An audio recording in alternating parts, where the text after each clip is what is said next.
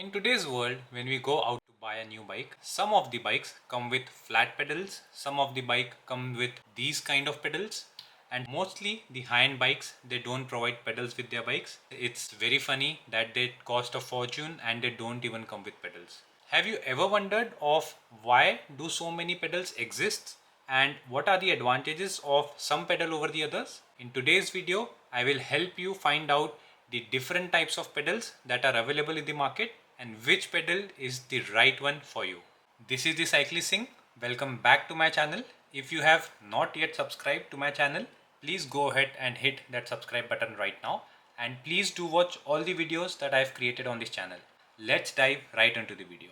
Firstly, let's talk about the most common pedals that you will see on every other bike. These are flat pedals. Flat pedals generally they provide a very wide surface and gives ample amount of support for your feet. They can be used both ways and with any kind of shoe. They can even be used with slip-ons, slippers, crocs, anything that is available.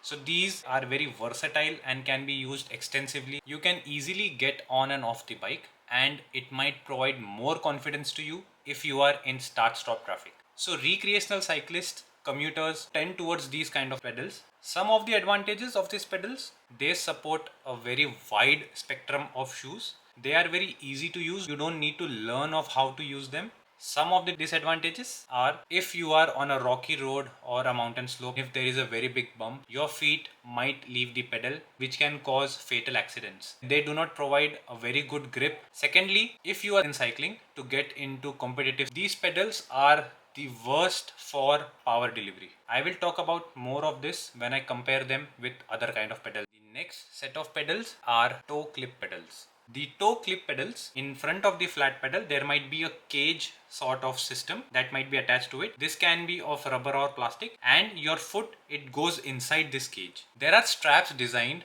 with which you can tighten them or loosen them. These were introduced in the market to overcome the problem of power delivery. So with these kind of pedals, you can generate more power. These pedals provide a very solid fit and your feet are snug fit into it. Even if you are going on a rocky road or on a slope or on a pothole, your shoe won't come out of these pedals easily. The only disadvantage that I feel with these kind of pedals are whenever you are getting on the bike, you need to manually tighten the top cage to your foot, and once it is tightened, it is very difficult to get them out in case of any emergency, and it might cause some accidents. Let's move on to the most famous category of pedals that are already popular in the racing world, but lately they have started gaining momentum in normal cycling as well. The pedals that I am talking about are clipless pedals. If you see the structure of these pedals, it is very confusing to have a name as clipless. The pedals are like a clip. You have to clip in your shoe inside the pedals. When these pedals were introduced, already the clip-on pedals were in the market. So to distinguish these kind of pedals, these were named as clipless. The mechanism to clip in and out is quite easy. Once you are used to it, it is a very easy affair. You are clipped in. It provides a very secure and a snug fit. You don't have to worry at any pothole. Your shoe will never come out of these pedals. Now let's talk about some of the advantages of the clipless pedals. First, the power delivery of the clipless pedals is the best amongst the three. Second, your foot position is always gonna remain the same. Your foot is gonna clip at exactly the same position as it was. This helps you to set your seat height at a very high accuracy, which in turn will maximize your comfort on the saddle. This is also good for your hip and your knee movements. You don't ever have to worry of your feet slipping down from the pedal on bad patches of road. You can focus more on the power delivery and not adjusting your feet on the pedal every single time. Some of the disadvantages, suppose if you are not just riding and you have a hike planned after your ride, you will have to carry an extra set of shoes because these shoes won't do justice. Now let's compare them and see of how they fare over your pedal stroke. It can be considered as a clock with 12 at the top and 6 at the bottom. From 12 to 6, it is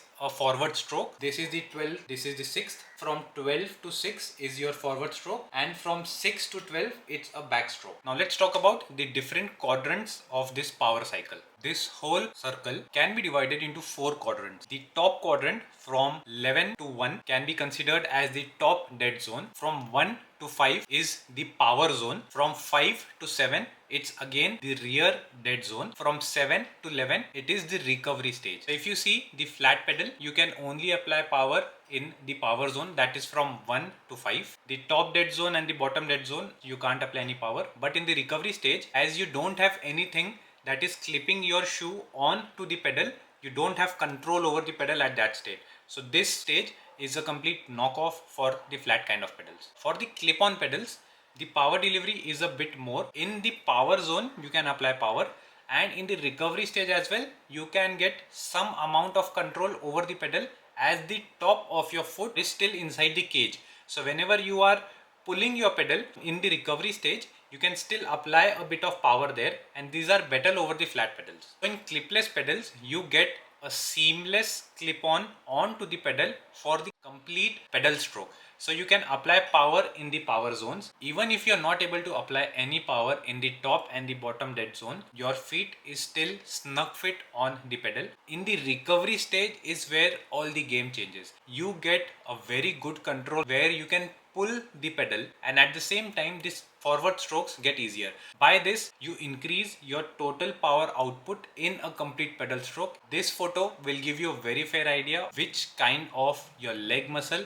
is getting used. Most of your leg muscles are getting used with clipless pedals, and this in turn increases your total output power. Let's talk about the use case and the best pedal for you. So if you are a casual rider, or a rider who cycles to work, or a person who just goes to the markets on cycle, for these kind of people the flat pedals are best. But if you are someone who wants to get into racing or go better at climbing, who wants to do endurance rides, who wants to do BRMs, I would suggest you guys to go for the clipless pedals, because these pedals will provide very good fit for an entire ride. You can apply power smoothly and it will give a very good control on the climbs. I had a lot of questions of upgrade to a clipless pedals because it is a very costly affair.